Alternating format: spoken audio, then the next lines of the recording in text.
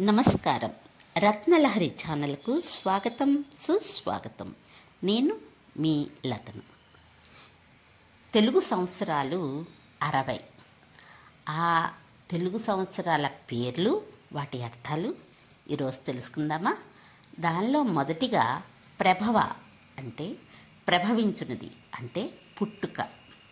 విభవ వైభవంగా ఉండేది. శుక్ల అంటే తెల్లనిది, నిర్మలత్వం, కీర్తి, ఆనందాలకు ప్రతీక. ప్రమోదూత ఆనందం, ప్రమోదభరితంగా ఉండేది ప్రమోదూత. ప్రజోత్పత్తి ప్రజ అంటే సంతానం, సంతాన వృద్ధి కలిగినది ప్రజోత్పత్తి. అంగీరస అంగీరసం అంటే శరీర అంగాల్లోని ప్రాణశక్తి, ప్రాణదేవుడే అంగీరసుడు.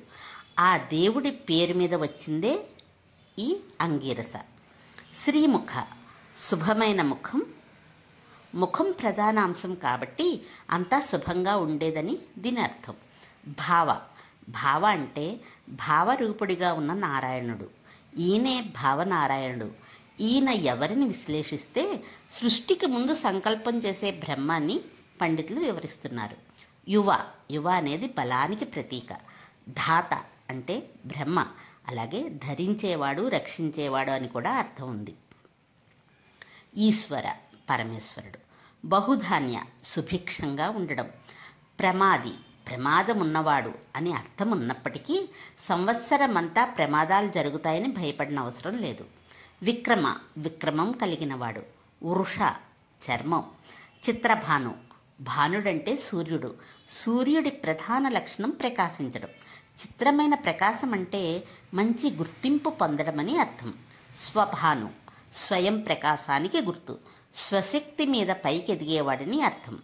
తారణ తరింపజేయడం అంటే దాటించడం, కష్టాలు దాటించడం, గట్టెక్కించడం అని దీని అర్థం. పార్థివ పృథ్వీ సంబంధమైనది. గుర్రం అనే అర్థం కూడా ఉంది. భూమికి ఉన్నంత సహనం పనిచేసేవాడిని అర్థం. వ్యయ ఖర్చు కావడం.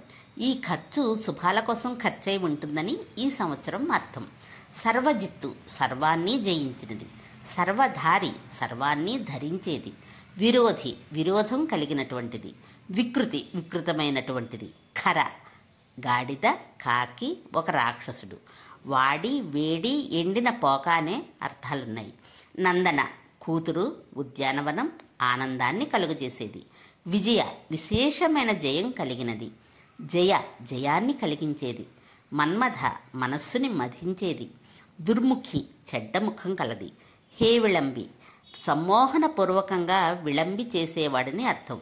విళంబి అంటే సాగదీయడం అని అర్థం. వికారి వికారం కలిగినది.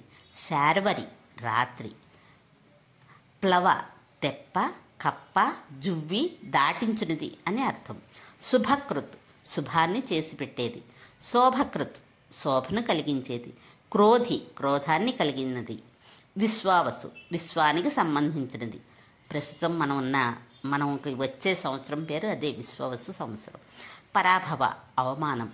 ప్లవంగ కోతి, కప్ప. కీలక పశువులను కట్టేందుకు ఉపయోగించే కొయ్య. సౌమ్య మృదుత్వం, సాధారణ, సామాన్యం. విరోధికృత్ విరోధాలను కలిగించేది. పరీభావి భయకారకం.